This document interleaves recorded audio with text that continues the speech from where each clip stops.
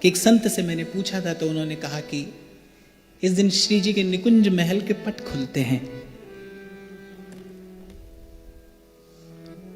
बसंत, अगर हम बाह्य रूप से देखें तो भी इस ऋतु की अपनी एक विशेषता है। जब शीत ऋतु आती है तो धीरे धीरे आप देखते हैं सब कुछ जड़ होने लगता है। शीत ऋतु जीवन में एक जड़ता लाती है। साधारण दृष्टि से भी अगर हम देखें तो जो शीत ऋतु है वो जीवन में जड़ता लाती है। जैसे जैसे शीत बढ़ता जाता है वैसे वैसे जीवन में जड़ता बढ़ती चली जाती है। और जब फिर बसंत आता है फिर से जल का स्पर्श अच्छा लगने लगता है, मधुर लगने लगता है, फिर वो शीतल बयार प्रिय लगने लगती है। जीवन में एक स्फूर्ति का संचार होता है। बसंत ऋतु के साथ साथ एक स्फूर्ति का संचार होता है। ऐसे ही कभी कभी जीवन में भी प्रारब्ध से, परिस्थिति से, किसी अन्य कारण से जड़ता आती है और फिर वो जड़ता बढ़ती चली जाती है। फिर जीवन में भी कभी कोई प्रभु के प्रेम की, कभी कोई भगवत भाव की शीतल बयार लेकर आए, तब जीवन में भी उर अंतर में भी बसंत आता है। और मुझे ऐसा लगता है ऐसा बसंत जीवन में तभी आता है जब कोई संत आता है।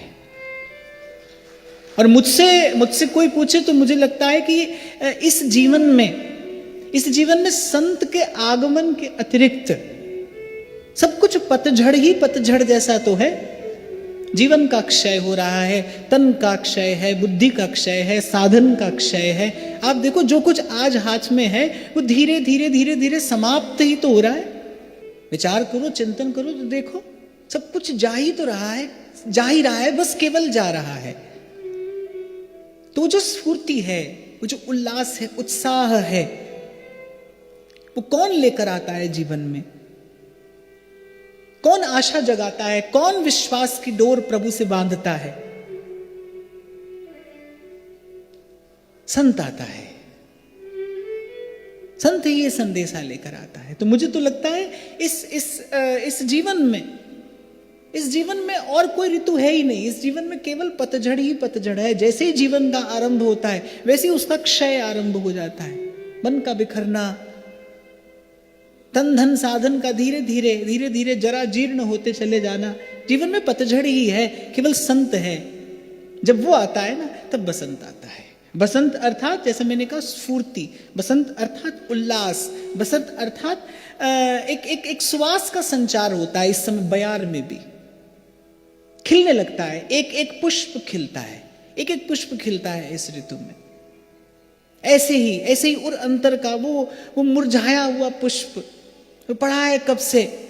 बस संत आता है जब वो एक ऐसी बयार लेकर आता है। वो कभी अपने स्पर्श से, कभी अपने शब्द से, कभी अपनी वाणी से, कभी अपने संग से, कभी अपने विचार से खिला देता है वो मन की कली। और आप और मैं विशेष सौभाग्यशाली हैं कि आपको और मुझे ऐसे नाम का और ऐसे धाम का आश्रय मिला है जिसके लिए आचार्य चरण कहते हैं सदा बसंत रहत वृंदावन, पुलिन पवित्र सुभग जमुना तट। यहां सदा बसंत रहत वृंदावन। और जैसा मैंने कहा बसंत अर्थात जब सुफलित हो जाते हैं वृक्ष, मुकुलित होते हैं पुष्प, सुफलित होते हैं वृक्ष, झरता है जब चारों ओर मकरंद, धरा जब सौभाग्यवती हो जाती है। शीतल बयार, आप देखो इस ऋतु की जो बयार है, लोग कहते हैं कि उसमें औषधीय गुण होता है। जो बसंत की बयार है वो कैसी होती है? ना तो अधिक शीतल होती है और ना ही उष्ण होती है, सुखद है, त्रिविध समीर। वो इस ऋतु की विशेषता है। बसंत की एक और विशेषता है कि जब सब संतुलन आ जाता है। प्रकृति देखो बड़ी संतुलित हो जाती है, ना शीत रहती है ना उष्ण रहता है। और अगर मैं सरल से शब्द में कह दूं तो जब सब कुछ मधुर हो जाता है। बसंत अर्थात जो सबको मधुर कर दे, जो मधुरता का संचार करे, वही बसंत है। जो ऋतु मधुरता का संचार कर दे। जैसा मैंने कहा जब शीत ऋतु आती है तो बड़ी जड़ता सी होती है। हिलने डुलने का भी मन नहीं करता। जब जाड़ा होता है और बहुत अधिक जाड़ा होता है तो ऐसा ही तो होता है, जहां बैठे हैं बस वहीं बैठे रहें, कोई हिलने डुलने के लिए ना कहे। और वृंदावन, जैसे मैंने कहा, यहाँ वृंदावन धाम की विशेषता है कि यहाँ सदा बसंत रहता है। और कौन सा वृक्ष है जो यहाँ पर सदा सुफलित और सदा मुकुलित रहता है? रूप बेल प्यारी बनी, प्रीतम प्रेम तमा, दो मन मिल एक भय, श्री राधा वल्लभ लाल। जब महाप्रभु ने ये कहा ना, सदा बसंत रहे तो वृंदावन, क्या देखकर कहा, किसको देखकर कहा? ये जो कृष्ण कल्पतरु है, हमारे श्री राधा वल्लभ लाल क्या है? कृष्ण कल्पतरु। महाप्रभु कहते हैं ना, सुख चाहत हरिवंश हित, कृष्ण कल्पतरु से। अरे मन सुख चाहता है तो मैंने सब देख लिया, सब विचार कर लिया, यह जिए जान। आचार्य चरण की उक्ति बड़े अधिकार के साथ कहा है महाप्रभु ने, यह जिए जान। में केवल कही सुनी बात नहीं कहता, यह अनुभव है। यह जिए जान श्याम श्यामा, पद कमल संग सिर नायो। यही उक्ति है, यही विधि है, यही एक तरीका है सुख पाने का। महाप्रभु कह रहे सुख चाहत हरिवंश हित, कृष्ण कल्पतरु से। राधा वल्लभ लाल क्या है? कृष्ण कल्पतरु है। ये जो कृष्ण कल्पतरु है, ये इस वृंदावन की परिसीमा में सदा सुफलित, सदा मुकुलित, सदा हर्षित, सदा प्रसन्न, वो झरता है रूप रस का मकरंद सदा। एक संत का चिंतन मैंने कहीं पढ़ा था, तो उन्होंने कहा कि श्री ठाकुर जी के प्रत्येक श्री अंग में, श्री ठाकुर जी ने अपने प्रत्येक श्री अंग में एक एक ऋतु को वास दिया है। ग्रीष्म ऋतु को कहीं वास दिया है, शीत ऋतु को कहीं वास दिया है। और मुझे बड़ी प्यारी, बड़ी मधुर बात उस संत की लगी। संत कहते हैं श्री ठाकुर जी ने अपनी मुस्कान में बसंत ऋतु को वास दिया है। जब श्री ठाकुर जी मुस्कुराते हैं ना, तो कुछ झरता है, कुछ झरता है उनकी मुस्कान से। श्रीमद् भागवत तो कहती है, हासो जनोन्मादकारी च माया।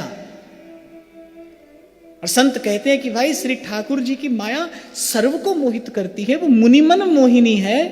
भगवान की माया सबको मोहित करती है। और जी जो श्री कृष्ण का हास है, जो श्री ठाकुर जी का हास है, वो माया को भी मोहित करने वाला है। तो कभी मन बड़ा विचलित होता हो ना, कभी मन बड़ा विचलित होता हो, नहीं होता हो मन स्थिर, तो राधा वल्लभ लाल की वो जो मधुर मधुर मंद मंद मुस्कान है ना, उसका ध्यान करना चाहिए, उसका दर्शन करना चाहिए। श्री ठाकुर जी की जो मुस्कान है, वो माया को भी मोहित करने वाली है। और ये संतों का अनुभव है, जिन्होंने जीवन भिगोया है ना अपना रूप रस में, अपने सौभाग्य के परिपाक से, प्रभु की कृपा से जिन्होंने भिगो दिया है अपने तन मन प्राणों को प्रिया प्रीतम के रूप रस में। ये उनके शब्द में आपको बता रहा हूं, ये उनका अनुभव है कि कभी बड़ा विचलित होता हो मन, बड़ा अस्थिर हो जाता हो मन, कुछ ना करे, केवल राधा वल्लभ लाल की उस मंद मधुर मुस्कान का ध्यान करे।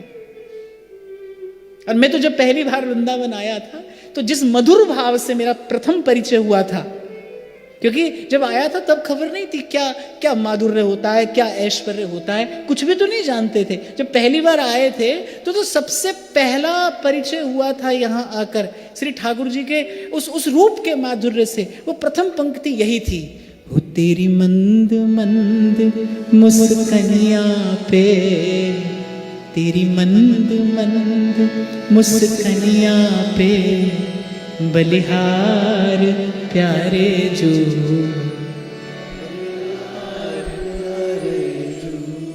और यहां प्रिया प्रीतम सदा मुस्कुराते हैं। अच्छा, श्री कृष्ण भी वृंदावन की सीमा में ही सदा मुस्कुराते हैं, सदा मुस्कुरा सकते हैं। क्यों? क्योंकि सतत श्री जी का संग सानिध्य उन्हें प्राप्त है। और ये जो वृंदावन का मधुर वैभव है, क्यों रहता है वृंदावन में सदा बसंत? क्यों कहा महाप्रभु ने ऐसा? तो मैंने कहा ना, महाप्रभु ने ऐसा कहा कृष्ण कल्पतरु का दर्शन करके। ऋतु कौन सी है? कौन सी ऋतु चल रही है, ये बहती बयार से और प्रकृति को देखकर ही तो इसका अनुमान लगाया जाता है। गर्मी आती है तो चलती लू बताती है ना कि भाई ग्रीष्म ऋतु है, तो प्रकृति को देखकर ही तो ऋतु का अनुमान लगाया जाता है। तो महाप्रभु किसको देखकर, किसका दर्शन करके कह उठते हैं सदा वसंत रहे तो वृंदावन, इस कृष्ण कल्पतरु को देखकर। रूप बेल प्यारी बनी प्रीतम प्रेम तमाल, और दो मन मिले एक है भाई राधा वल्लभ लाल। महाप्रभु देखते हैं हाँ भाई इस कृष्ण कल्पतरु पर सदा वसंत है, ये सदा झरता है अपने अपने रूप का रस। चरण कमल से कोई मकरंद झरता है, हस्त कमल से कोई मकरंद झरता है, मुख कमल से कोई मकरंद झरता है।